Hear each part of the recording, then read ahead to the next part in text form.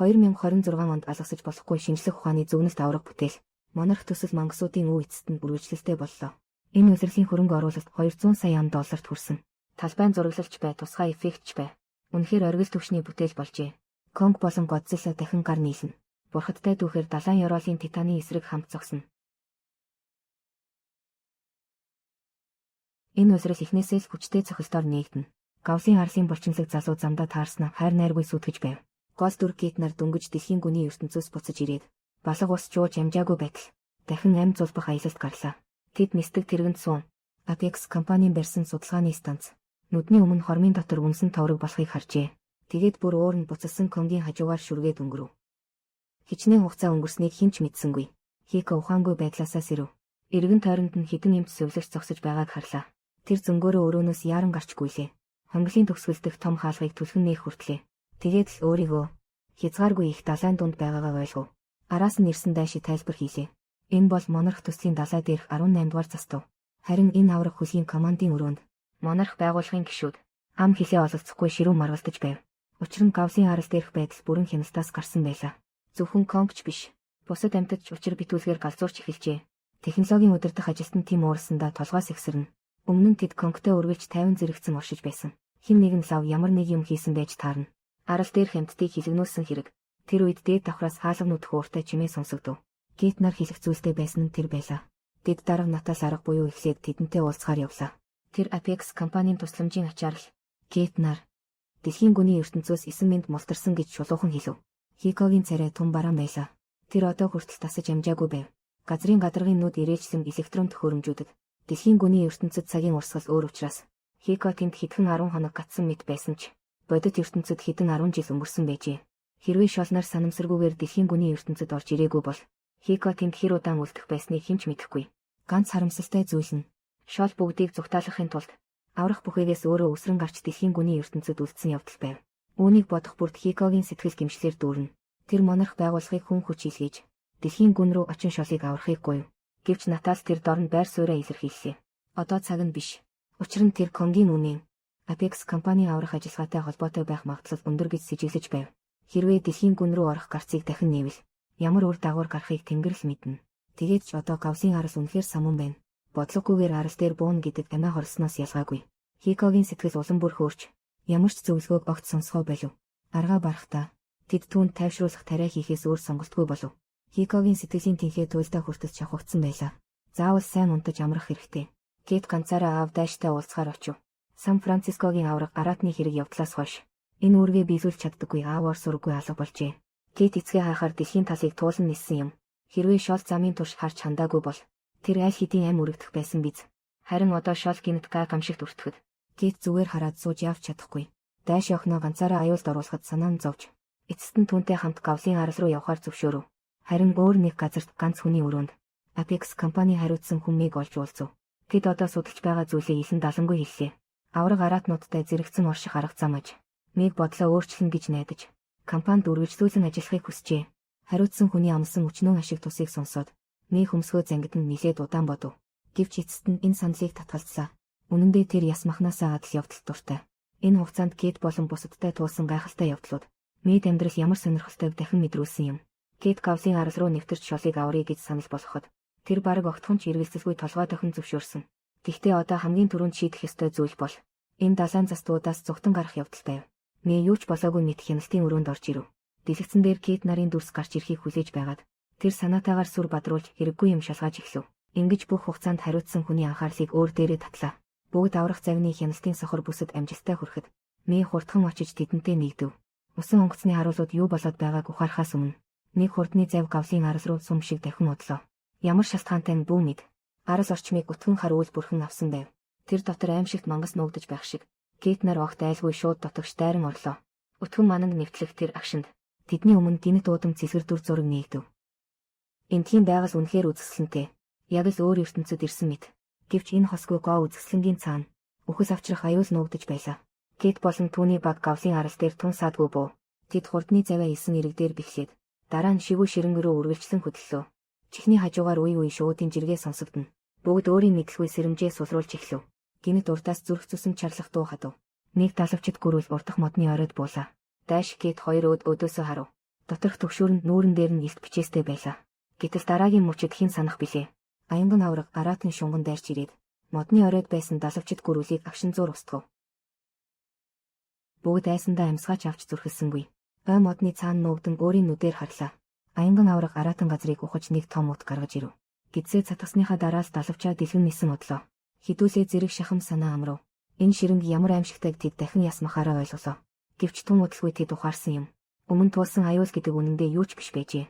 Учир нь урдах тал дээр хэвтэж байсан. Гавсын арсын жинхэнэ эзэн өөрөө байлаа. Аз болж тэр газар дээр нам унтаж байв. Цээжин дээш доош хөдлөх бүрд газар хүртэл дөргөн чичирнэ.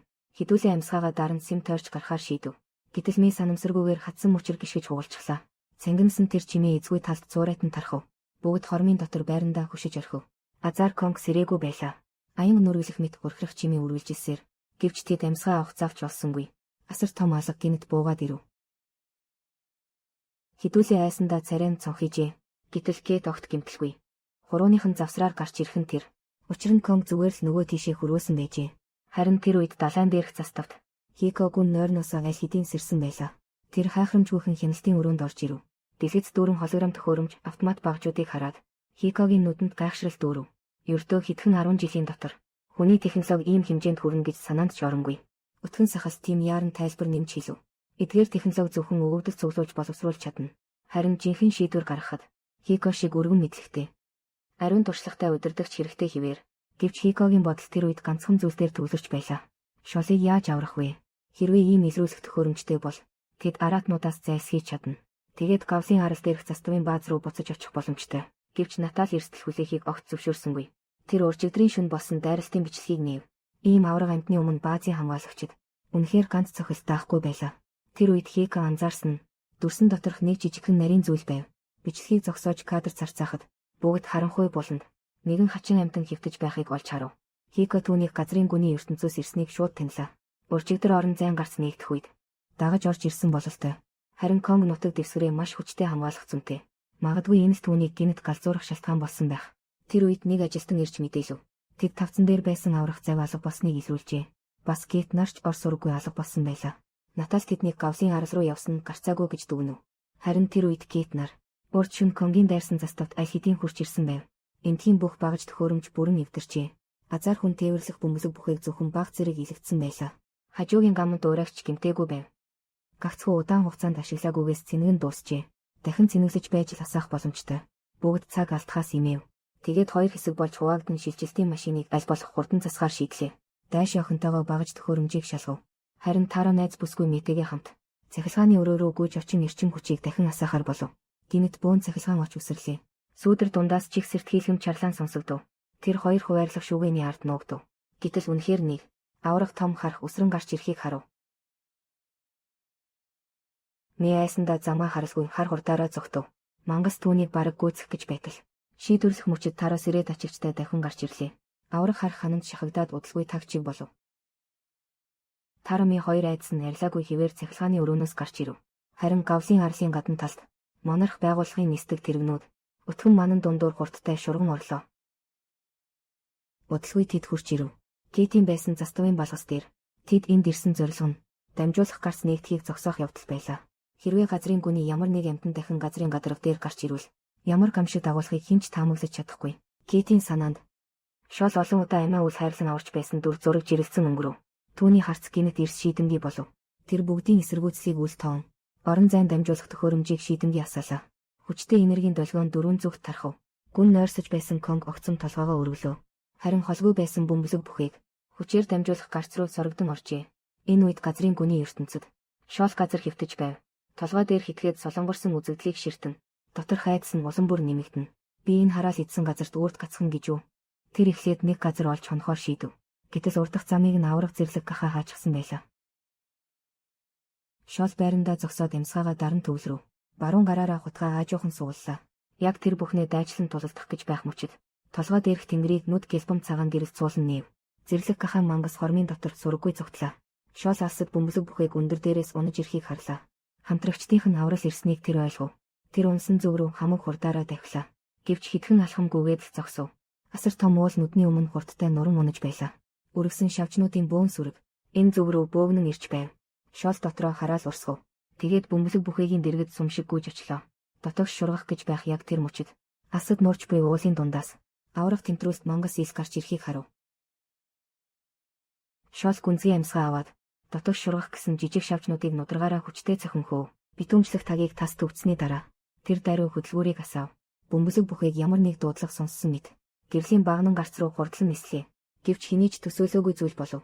Тэр аврах тэмтрүүлст мангас гарц руу шурган орж газрын гадарга дээр гарч иржээ. Тэдний хамгийн их айж байсан зүйл эцэст нь биелв. Мангас явснаас хойш бодолгүй. Шолын суусан бөмбөлөг бүхээгч нисэн гарч ирлээ. Гэвч бүгд баярлаж амжаагүй байтал Конг тэнгэр тулсан уур хилэнтэйгээр удаан алхсан ирэв. Гэхдээ тэр хүмүүсийг зориуд гэмтээсэнгүй. Харин нэг цохилтоор дамжуулах төхөөрөмжийг хистэрхий болтол бут цохив. Өнгөт гэрлээр алгасан орон зайн гарц хормын дотор хаагдлаа. Бүгд шолыг түшин хурдхан нисдэг тэргэнд сууцгаав. Бүхээгийн шилээр тэд Конг тэмтрүүлст мангасыг хөөн далайн эрэгт хүрэхийг харлаа. Нөгөөх нь далайд шумбан орж аврах давлгаа босготол Конг сая л хорсолтойгоор хүрхэн архирлаа. Харин Кэт яаж ч төсөөлсөнгүй.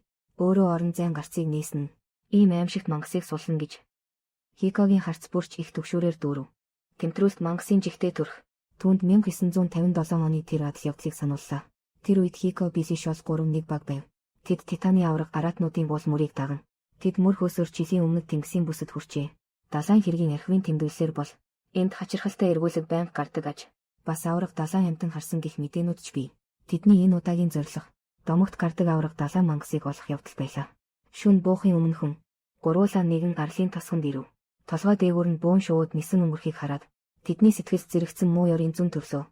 Тосгон эзгүй шахам нам гүн байв. Гэвч айл бүрийн үүдэнд далайн могоо хэлбэртэй шүтэн тэмдэг үлгөөтэй байлаа.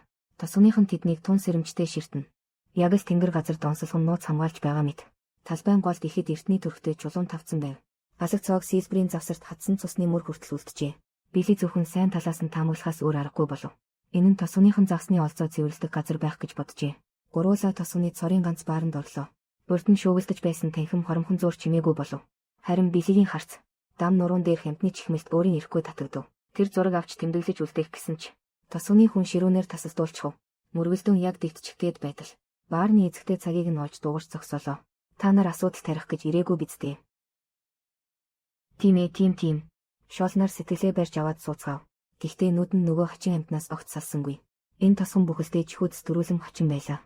Магадгүй гүний тэнгисийн авраг биетний уул мөрийг үнэхээр эндээс олж мэдчих юм билүү. Тэр үед баарны эзэгтэй тэдний дэргэд ирж царайлаг билег өөртөөгөө бүжиглэхийг өрөв. Гэтэл энэ шулуухан залуугийн толгойд зөвхөн далайн ёроолын авраг биетл эргэлдэнэ. Бүжгийн алхам нь яг цэгцтэй.